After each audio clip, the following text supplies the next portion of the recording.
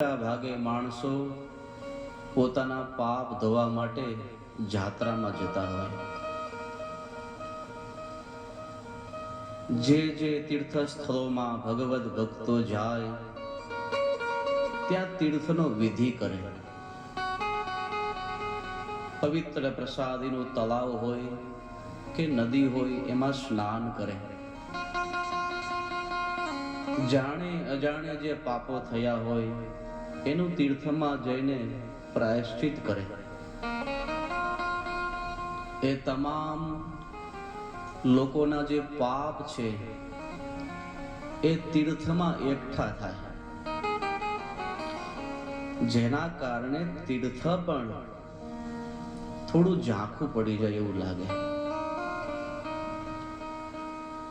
તો તીર્થમાં જમા થયેલા પાપ દોષો એનું નિવારણ ભગવાનના કોઈ એકાંતિક સંત તીર્થમાં જઈને કરે છે, કાં તો સ્વયં પરમાત્મા ભૂમિ પર પ્રગટ થાય છે ત્યારે દરેક તીર્થની પર પોતાના ચરણ પાડે છે.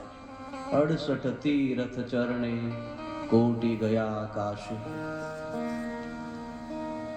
ભગવાન શ્રી હરિ આમ ભારત વર્ષના તમામ તીર્થોને પાવન કરતા કરતા ગુજરાતની અંદર લોજ નામના ગામમાં પધાર્યા.